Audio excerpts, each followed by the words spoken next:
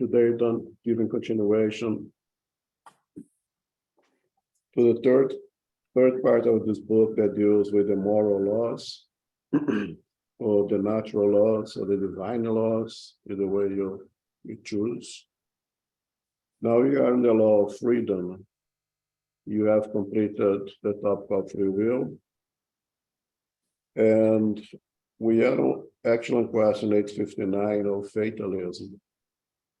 But just because of some have not been here before, and a week have passed, and if you have a memory like the one I have, we need some catch up. So let's read 851 once again, and let's see if we can define those terminologies that is extremely important to understand the topic. Let's see, 851.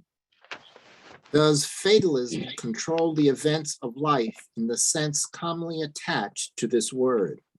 Is every event in our lives predestined? And if so, what becomes of free will? Fatalism only exists based on the choice each spirit makes to undergo a trial. By choosing that trial, you create a sort of destiny for yourself. It is the natural consequence of the situation in which you have chosen to place yourself. This is only respect to physical trials, because in moral trials and temptations, a spirit always maintains a freedom of choice between good and evil, and is always able to yield or resist. Good spirits may come to your aid when they see you falter, but cannot influence you to the extent of controlling your will. On the other hand, bad or backward spirits may trouble or alarm you by exaggerating your physical danger. However, the will of your incarnate spirit maintains its full freedom of choice. Thank you. So there's some words that we should define, and again, in accordance to Spiritism, in accordance with the doctrine of the science of Spiritism. We already covered free will, which is the ability, the attribute given to us once you become individualized, intelligent principle, or a spirit, to make some choices, to choose directions that you want to guide our destiny. Free will is limited in accordance to our moral, and also very important, perhaps even more, our intellectual development. If you make a comparison with our chronological aging as incarnate spirits, 5 months old baby, it's almost no or extremely limited ability to make choices. Just about everything that happens in the life of a 5 months old is his choices made by the parents. What to dress, what to eat, when to sleep, just about everything, right? As we chronologically age, our free will increases in accordance with our intellectual development. So 5 years old now has some free wills, has some choices, but not many. Still not going to choose which school's going to go to, how it's going to dress to go to school, many things, right? Even the food, if the parents are responsible, will be somewhat controlled by the parents. Once becomes 15 years old, it gains a lot of more control, may actually be able to make a lot of more choice, even which school we're going to go to. It's still under the control of the parents. When it's become 25, 20, now it's free. It's free to make more choices, it's free to make mistakes, right? So the same it is with us as the intellectual development of the spirit, gathered with his and its infinite love towards us, will limit our ability to make choices in accordance to our intellectual and a little bit of the moral development as well, right? That prevents us to get into serious trouble. It's like, let's say, when the parents put the 3 or 4 years old inside of those area that is confined and loaded with little toys and little things, and the kid thinks that you have the whole universe in front of them. But it's extremely limited. So we live our life now thinking that we have to do whatever we want. But we are like those little kids, right? Because of our ignorance, we don't have that freedom to make choice, let's say, that a Christ would have, right? Because we lack the ability to make more complex choices. Mirames, in spirit, have written some books. He defines, I'm sorry, but that's something else. So that's free will.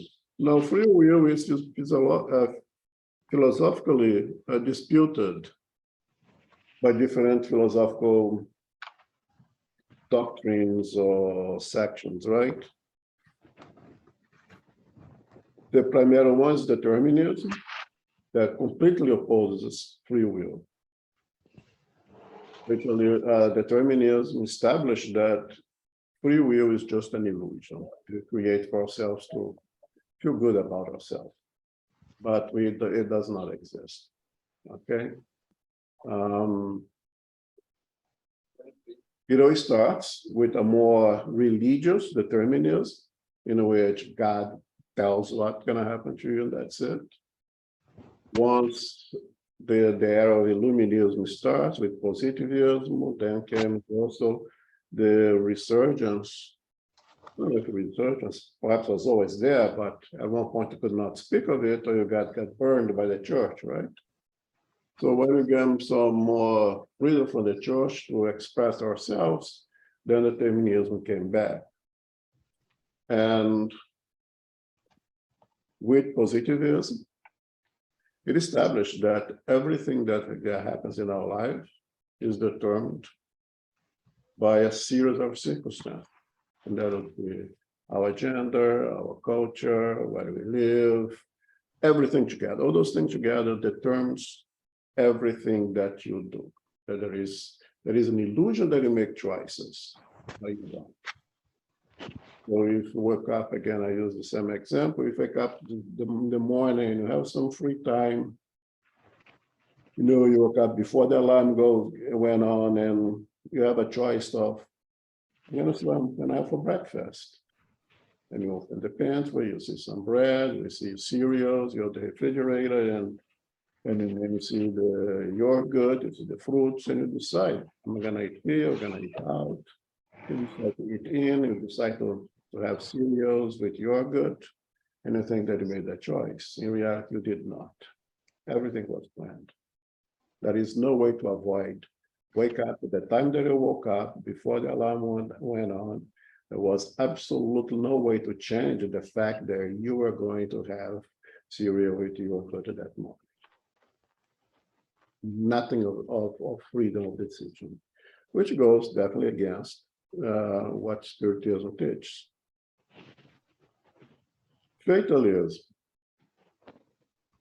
is consequence. Fatalism is the result of choices. In reality, fatalism is a consequence of free will, right? Now, Mirames says the fatalism is the choice made by a spirit who seeks to improve. And I think that is perhaps the best definition that I could find. That those who are trying to make themselves better will make choices. Even knowing that some of the choices not going to be pleasant, not going to be easy. There will be a tremendous amount of challenges secondary to those choices. But it's the spirit makes because it seeks to improve. It seeks to undergo the necessary trials, the necessary experiences that allow it to free themselves of some vices and conquer some virtues. Okay.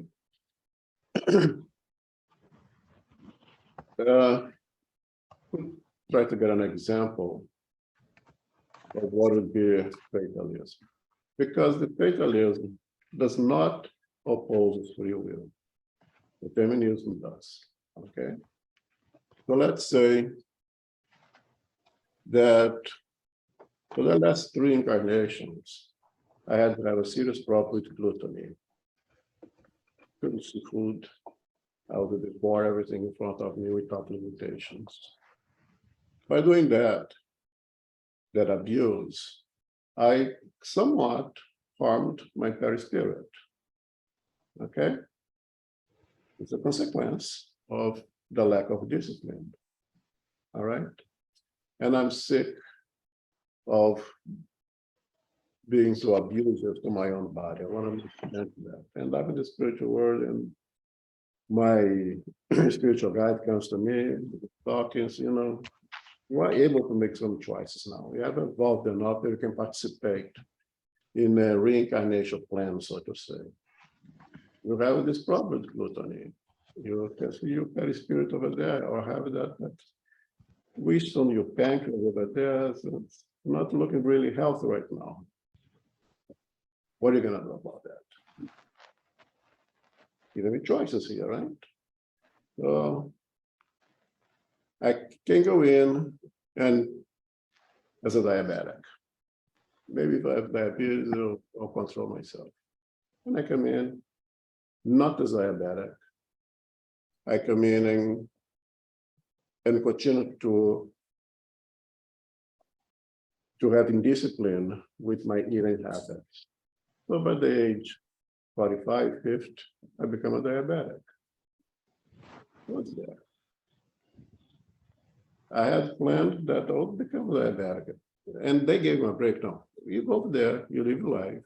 If you improve, if you listen to our inspiration, we will spare you. You're gonna heal that problem in the pancreas. But I had indiscipline. I continue to eat as if there was no tomorrow, and I become a diabetic. And lack of exercise or the good stuff and that, right? Fatalism.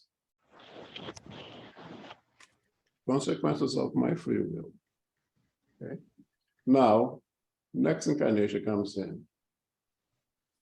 They come back to me. You failed again, right? The 4th reincarnation in a row that you can't control your mouth. What are you gonna do about it? Say, now, please, I beg you. Let me start from the beginning as a diabetic. And give me some hardline disciplined parents that will really not give me the choice of abusing myself. So I come in reincarnate with type 1 diabetes, juvenile diabetes. From the start go, I'm already diabetic. Up to me to listen to my hardline parents. They will provide to me as well. They will really limit for as long as they can. Gonna come to a time that they will not be able to stop me for doing my stupid things anymore, right? It's up to me. Fatalism. Consequences of free will.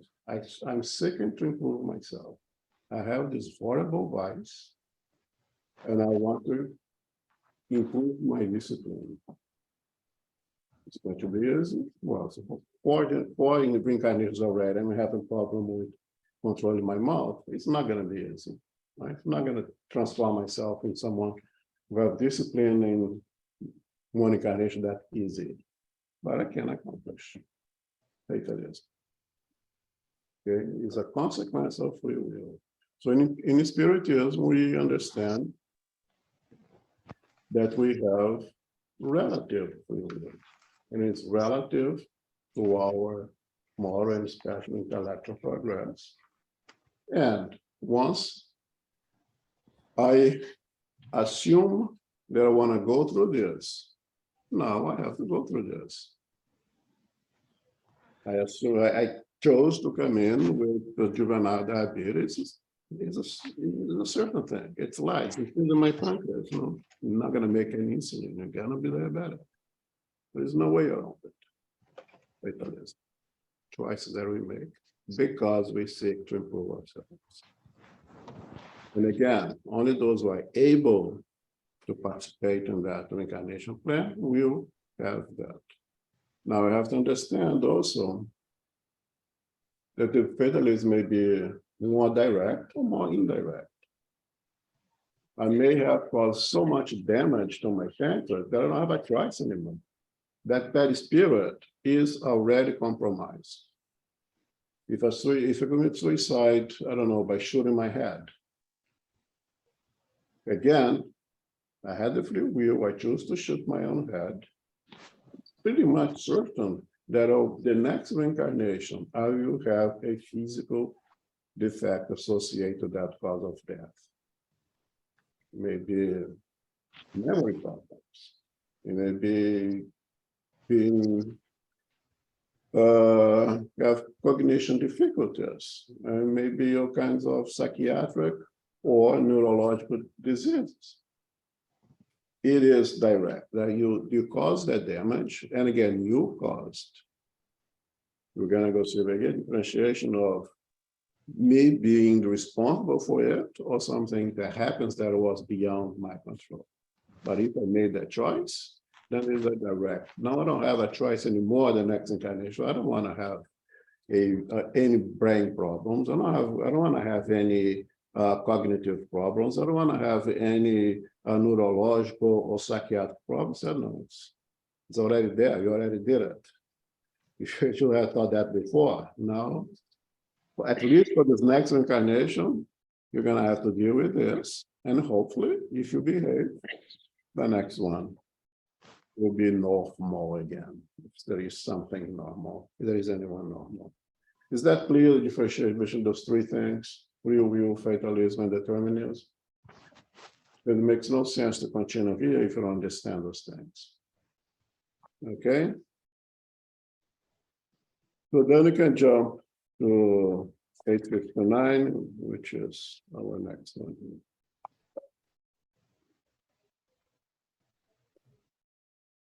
I'm sorry.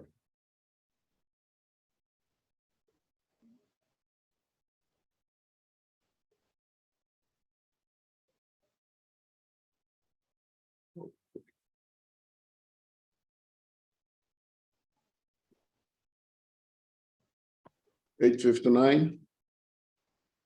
If death is inevitable at its appointed time, does this also apply to all the accidents that may happen to us over the course of our lives?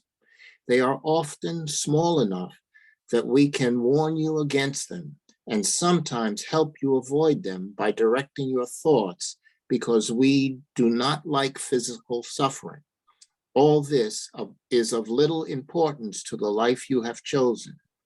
Fatalism truly is the hour at which you are born into and exit the physical life.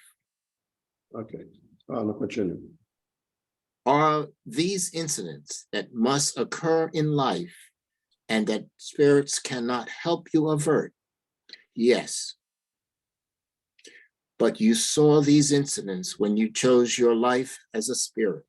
Nevertheless, it would be wrong to assume that everything that happens to you was written in the stars, as people say. An event is often the consequence of something you have done by an act of your own volition. Had you not done that thing, the event would not have taken place. If you burn your finger, it is a trivial inconvenience resulting from your own carelessness and a consequence of matter, not destiny. Only great sorrows, serious events that are capable of influencing your moral state are predestined by God because they will be useful to your purification and education. So to back up a little bit, when Kardashian asked if death is inevitable at that point of time, Kardashian making reference of previous questions that he had done here in this chapter, and was answered that as we just read here, the big events in our lives, reincarnation, time of being born, who's going to be your parents,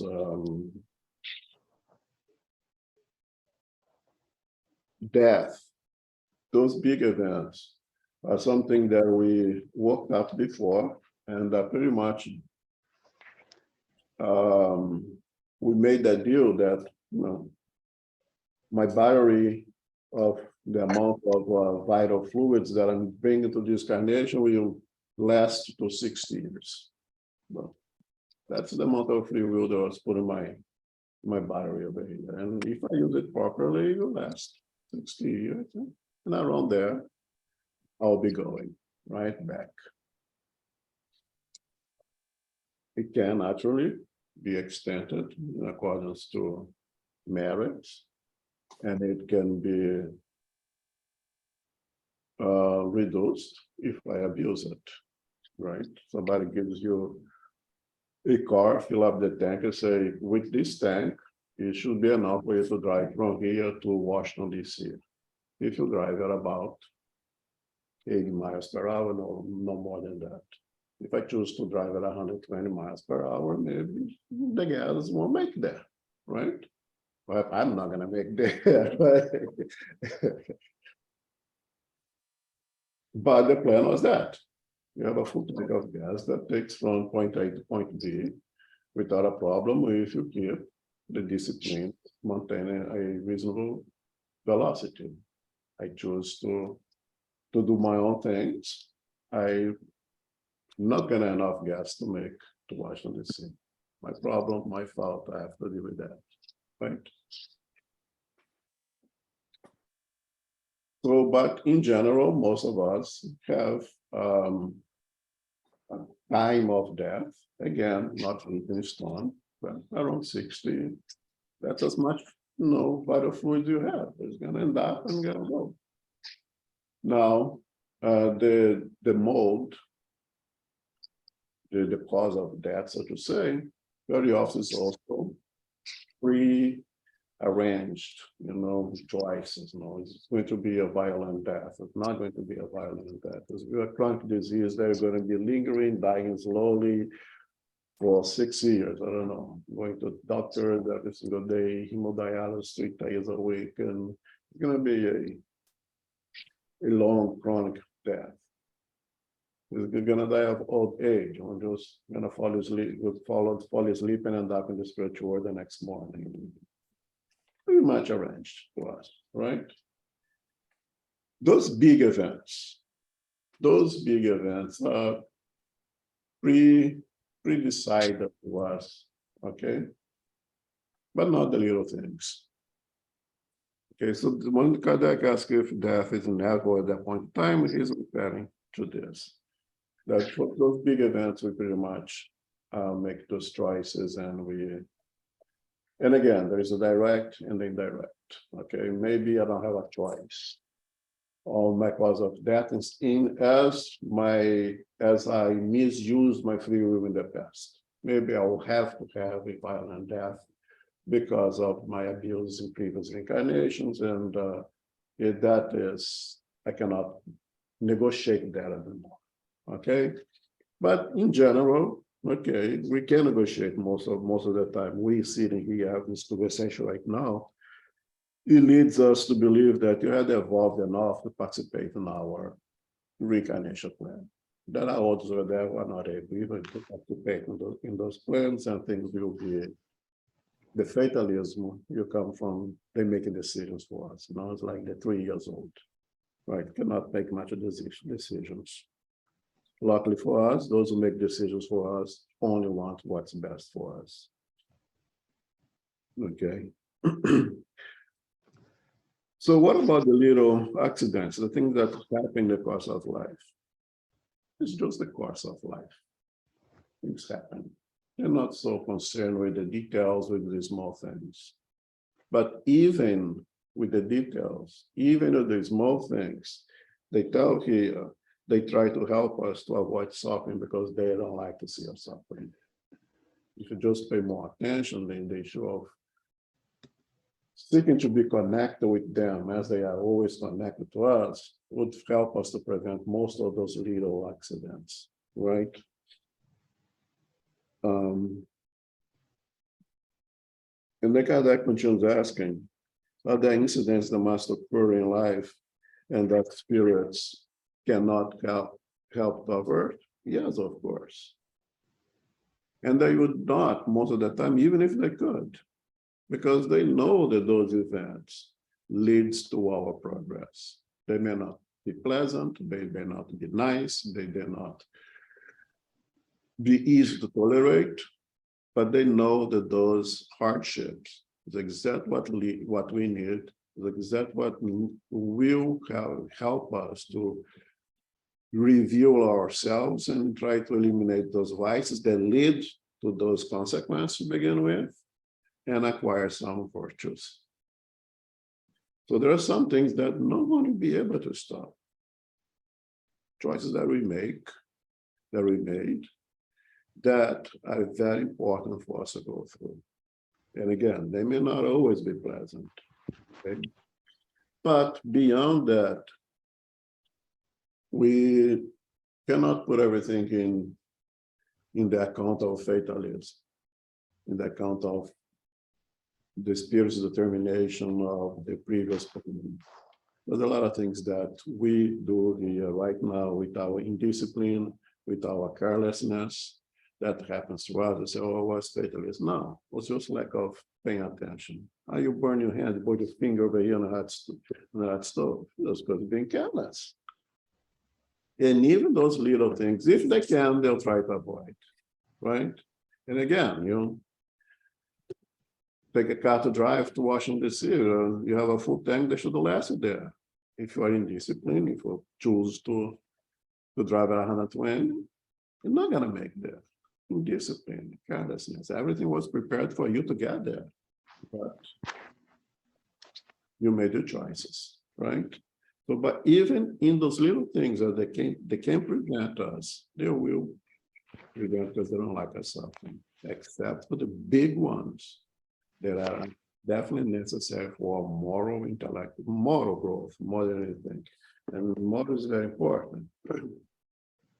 Only great sorrows, serious events that are capable of influencing our moral state are predicted by God because they will be useful to your purification and education.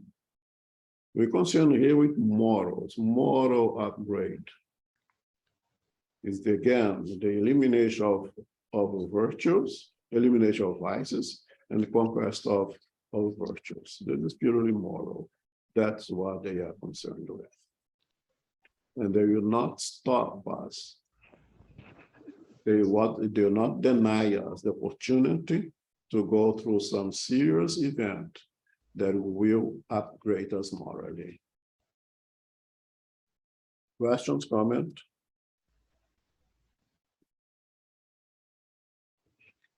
And again, if I had muted, just unmute yourself to participate in the stories, okay?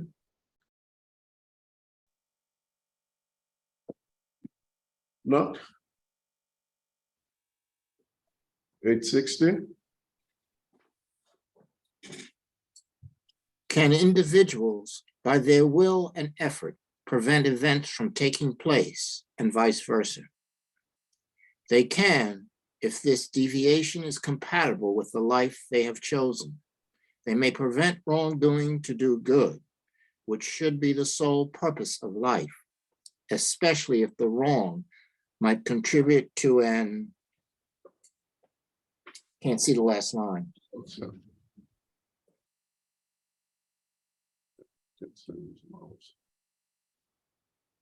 Even greater evil.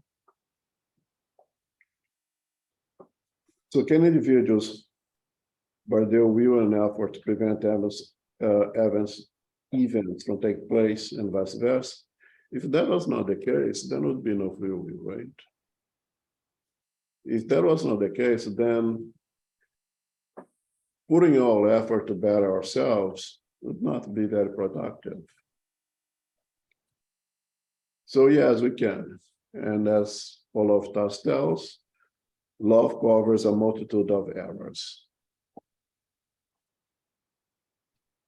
If a student go to whatever grade they learn fraction, that's the second grade, they learn fraction, right? Once they learn fraction, are they going to go back and learn fraction again? No, they have done it. They're going to go moving forward. They're going to use that knowledge from fraction to learn something more advanced in mathematics. Right? It makes no sense for you to repeat a trial that you no longer need. I come here with the goal of going to a certain hardship that allows me to become patient. Well, I became patient earlier.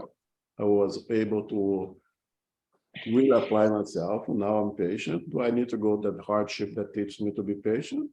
No, I'm already patient. I've learned it. I'm gonna use that attribute to conquer something else now. Maybe there will be another trial, maybe even a worse trial, but not relate to patience anymore because it makes no sense. Already happened. All right. The next one may be even more difficult, but will lead to something else, to another conquest. So we could change. Nothing is written in stone. Otherwise, free will, we do not have free will. And once you learn that thing, once you develop that skills, you move on. You do something else, right? Everything can even the length that we stay over here, they can even, put a little extra gas in the tank and allow it to go a little bit more. If that leads to you improving yourself, or that leads for you to bring some good to those around you. Comments, questions?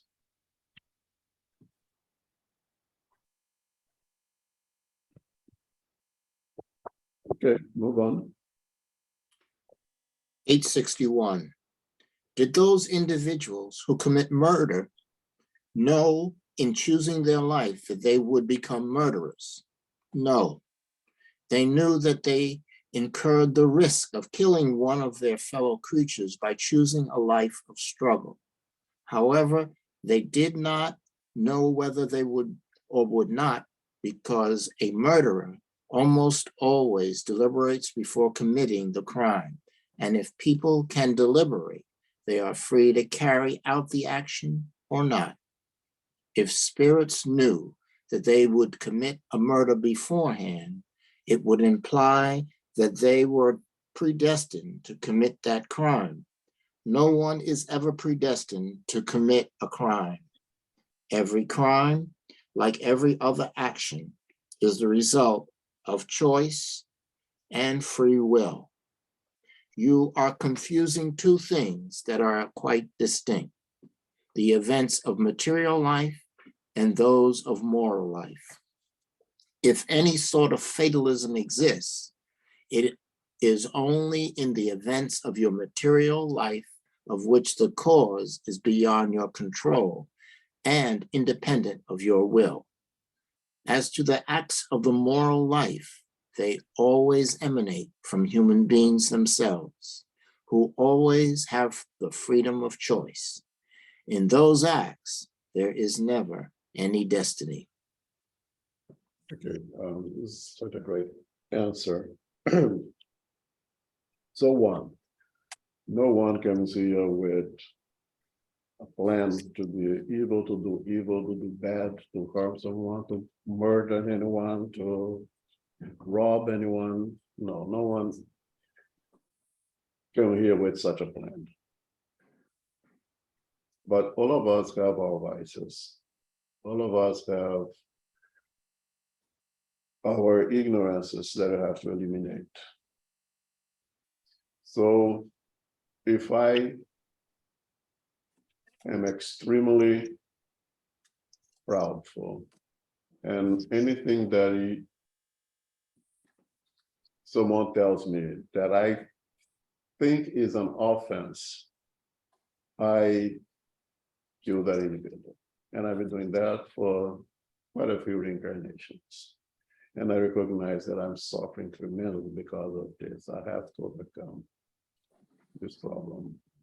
And I'll be exposed in my next reincarnation with individuals to whom I have some quarrel, some enemies of the past. What is the likelihood that I will again commit murder? It's very high, right? But you are placed in that situation to do exactly the opposite, to resist, to act in your pride, to become a little less prideful. At least a little less prideful to the point that we will choose not to kill someone, even though you are eating to do so. You may fail, you may kill someone again. Okay. And the spirits are very clear that here to make this differentiation of material and moral, okay, that all the sort of fatalism only applies to our incarnated life. And as the question 851 is all in accordance to the physical things, material things, okay, not to the moral ones. Because the act of killing someone, there is the physical naturally, but the genesis, what generates the cause, it's moral. Is my inability to resist my impulses to act violently.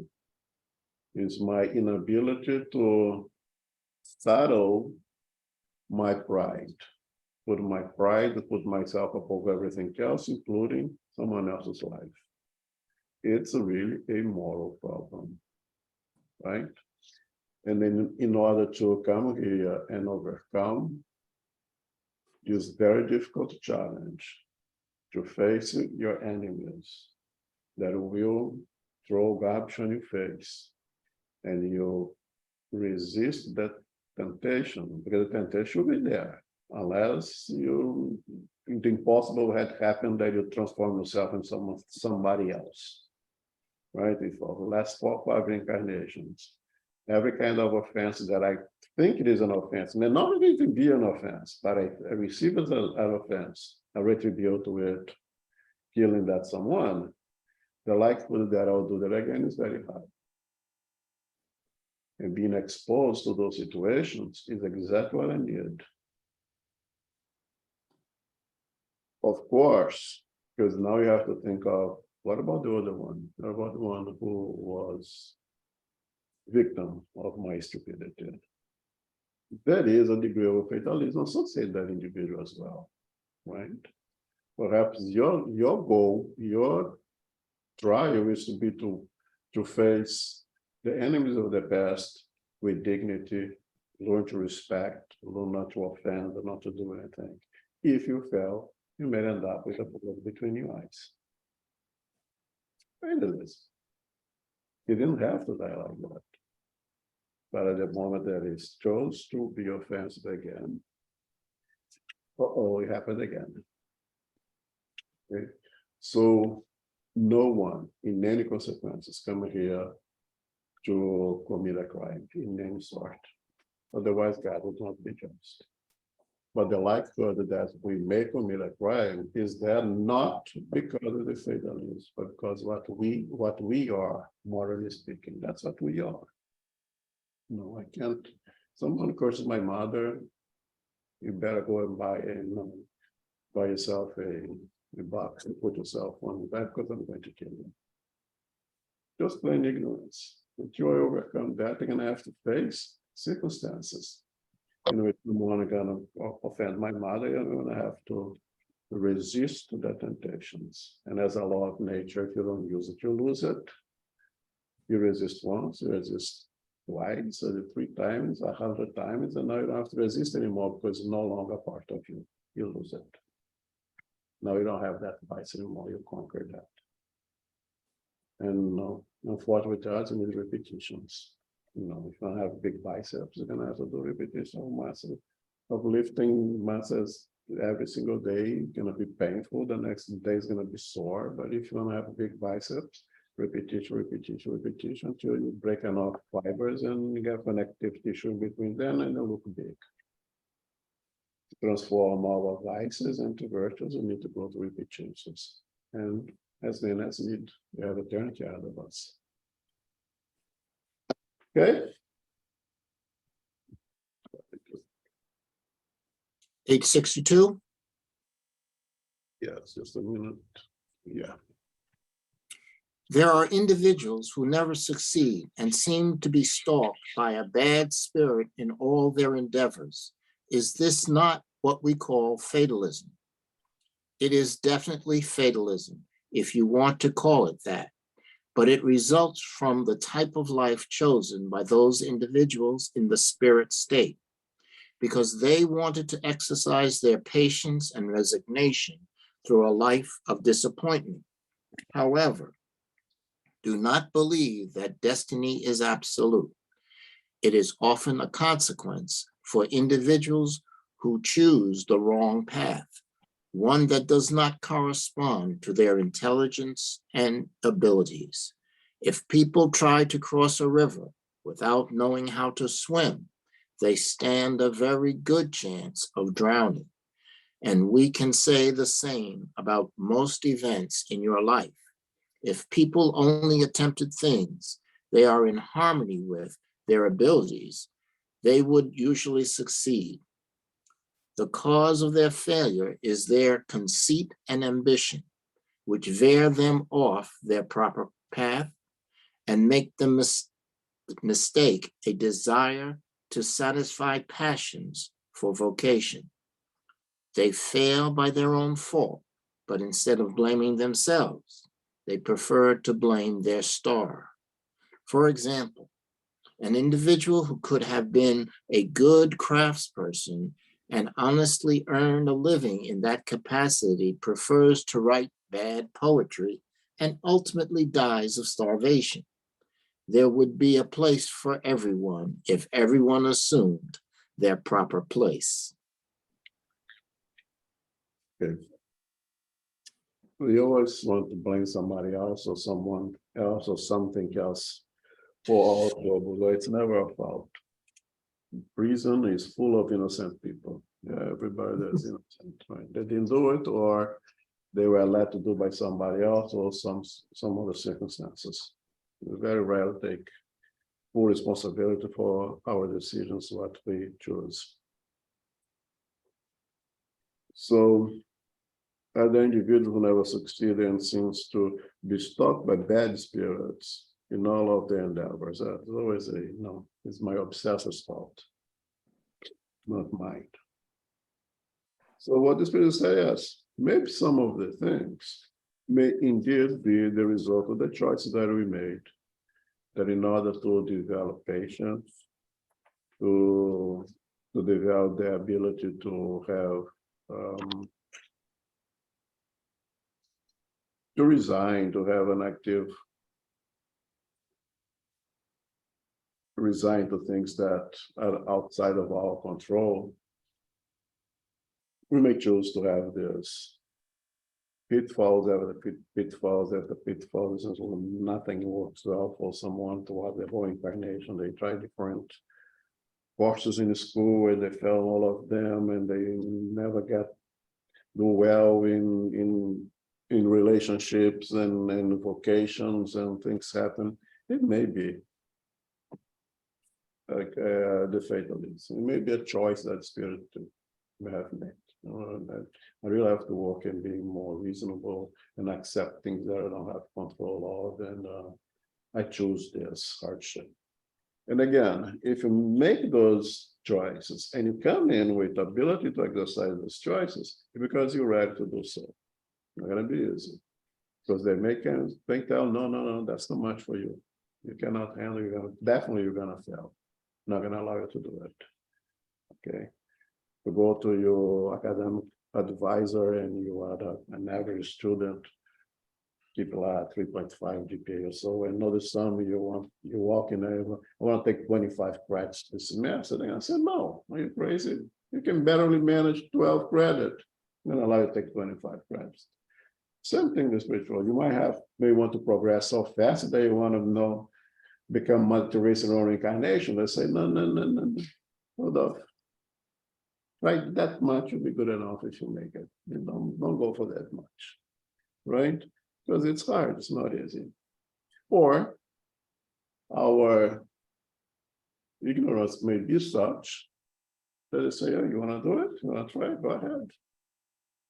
Of course, you're going to fail, right? So maybe in one or another occasion that it is really a result of choices that we have made. That I told that having a life in nothing works out for me in any aspects. It is extremely difficult if that individual come with that option, is because the individual can conquer it. Extremely difficult. Otherwise, they'll not come with that choice, right? But more important is that is the exception.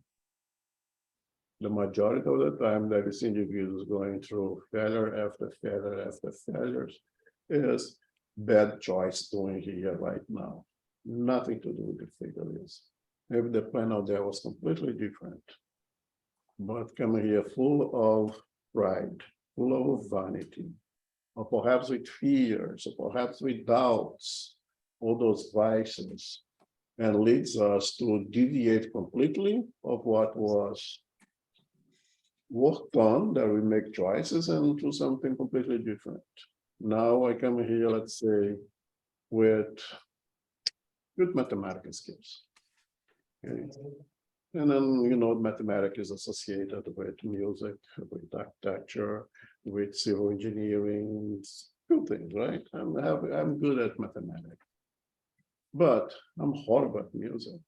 And I chose I want to do music. I want to be a musician, right? Can sing to save my life and can differentiate a dog from a hen. Well, that's what I want to do. That same talent, the same attribute of mathematics will be very successful if you choose to say architecture, civil engineering, whatever, other things are there. But you made a choice, free will, and nothing works well. The example given over here, you could have been good at doing things with your hand, but you decided you're going to be a poet and keep writing bad poetry and blame everybody else that did not like your wonderful poetry. You end up dying of starvation because nobody's buying your poems. Trust that you make. Perhaps, use that dexterity or the poetic ability in building things, you'll be successful. But you completely deviated the route, only one, because of pride, because of vanity, because of fear, because of doubts. And it goes for the good and for the bad. I want to be a singer because that gives status of be recognized, going to be on top of the billboard and be on TV, and that's usually they don't. The civil engineers, they usually nobody looks at them, nobody wants to be them. I want everybody to be me. Okay, choice that you make, right? Fears also could be a cause, right? Maybe have a challenge, an attribute for dance. Maybe it could be a great dancing, but I'm not gonna go dance. People gonna think that I'm homosexual, think that my family gonna approve of, filled myself with fears that prevent me from follow that path that will lead to success. And I chose the ones that does not work well for me. Again, choice that you make here now, nothing to do with ignorance. And the Spirit telling us here that this second is the most common. Is the sin that we make here now, is how we deviate from the route that they have given to us. Maybe you succeed. Maybe you try, but the likelihood of succeed is much minimized, is much less than to not succeed. Okay, questions?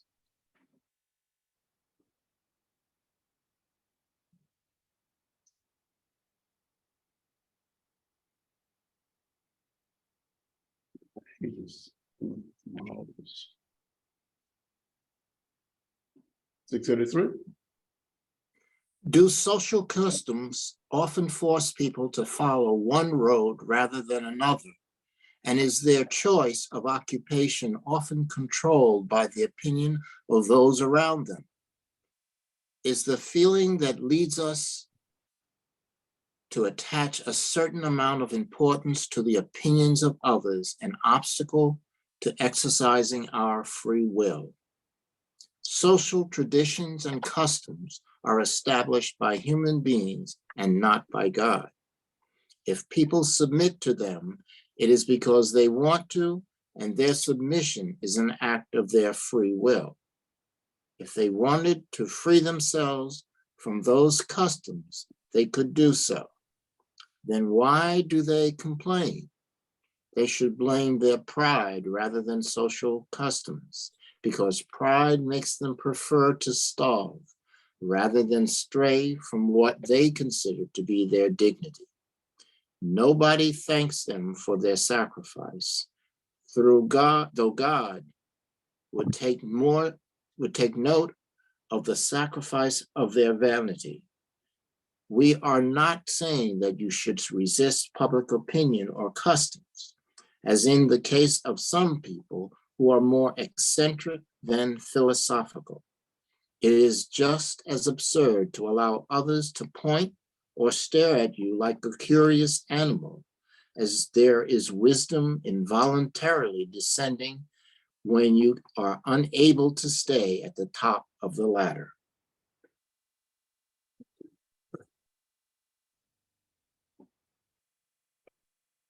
One thing that Kardec takes into consideration here is the social customs of a community, the cultures of that culture of that community, what is usually well received and what is usually not well received, what is usually well rewarded and what is not, should allow those factors to influence us, should allow those things make us deviate from that path to what we are good at and go after the thing that is more in accordance with that society, with what more in accordance with the customs of that community. I think the answer from the Spirit is very, very, it's very good in the sense that we live in that community. You know, you have to kind of go along with that community, right? You cannot ostracize completely that community that you live in, but you're not meant to be a little puppet of those customs of that community. That you try to follow your path that leads to something good for you and in general good for that community as well. To a point, as much as you can.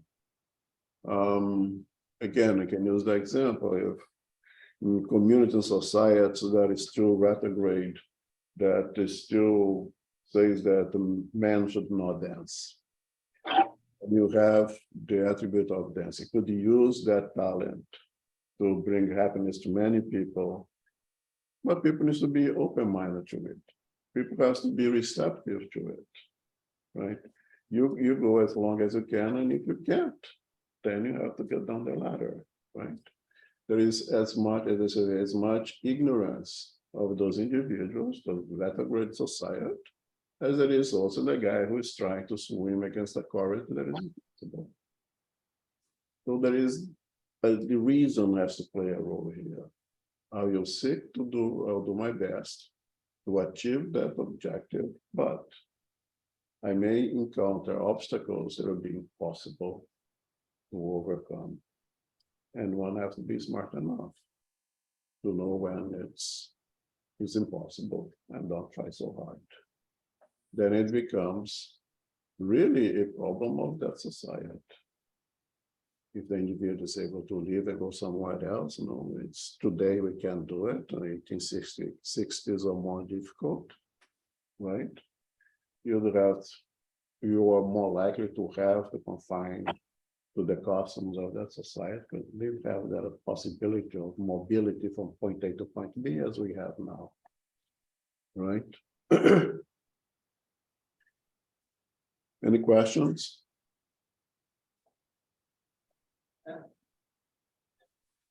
I see these as an example with myself, with this community society.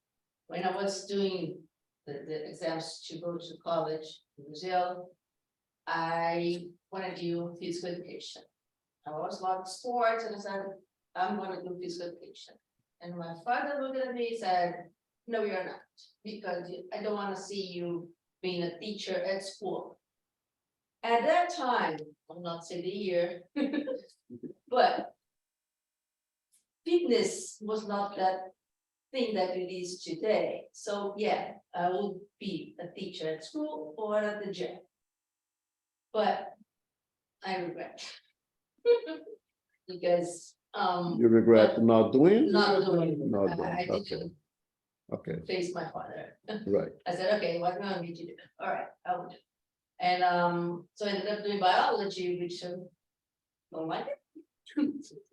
Just because for him, having a daughter biologist was better than having someone doing physical education. So that's society. It is, and that shows the problem with the society.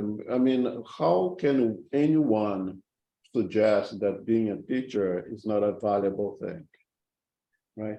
But it's not, let's say it's not your father's fault, it's fault of the society, of the community that leads us to think in that way. I mean, it's not that he was not able to overcome that problem of the society. He limited himself. That's why I always say, we are limited. We have our limitations, but we cannot be limited by our limitations. We should try to exceed, to go above, which is extremely hard, right?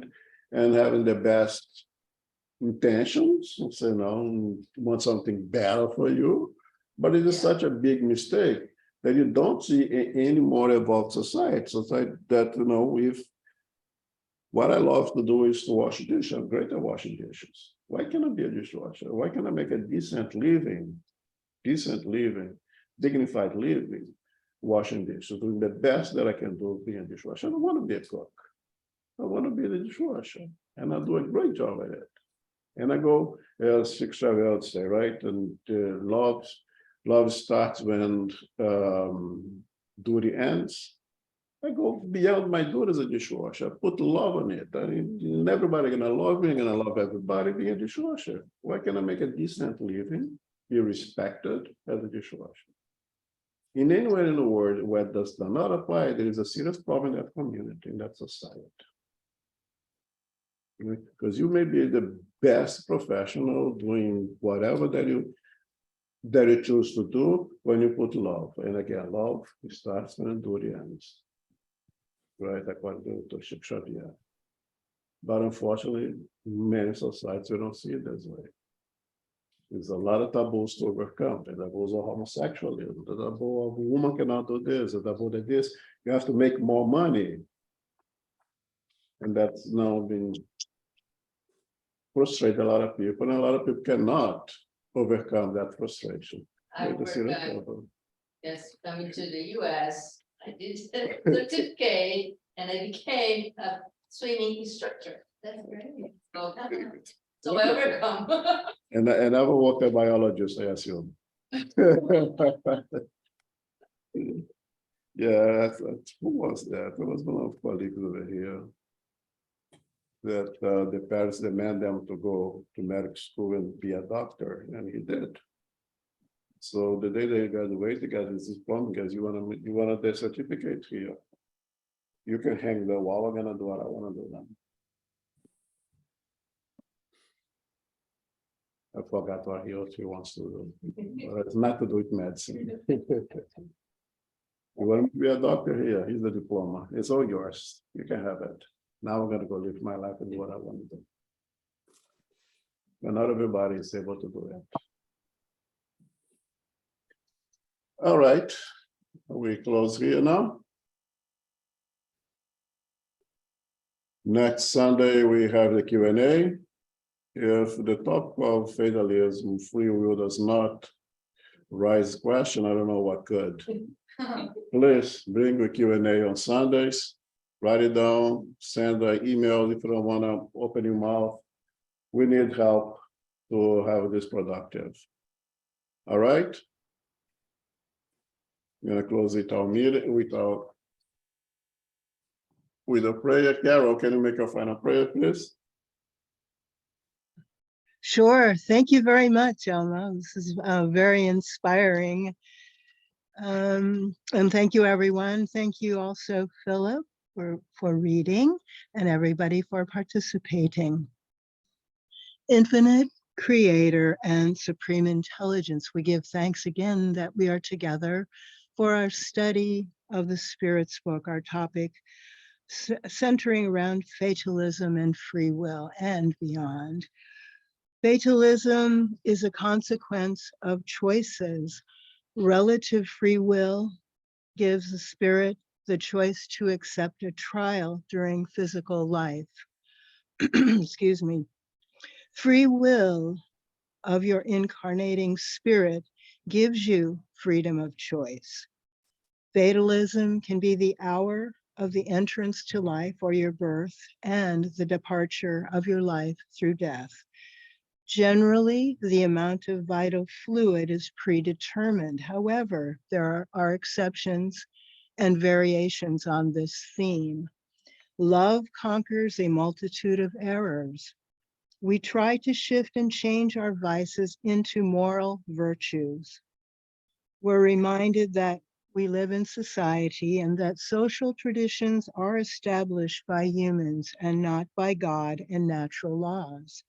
We try to do our best with love and respect and to be within the community or the nation that we are in. And we try to do our best to balance those vibrations.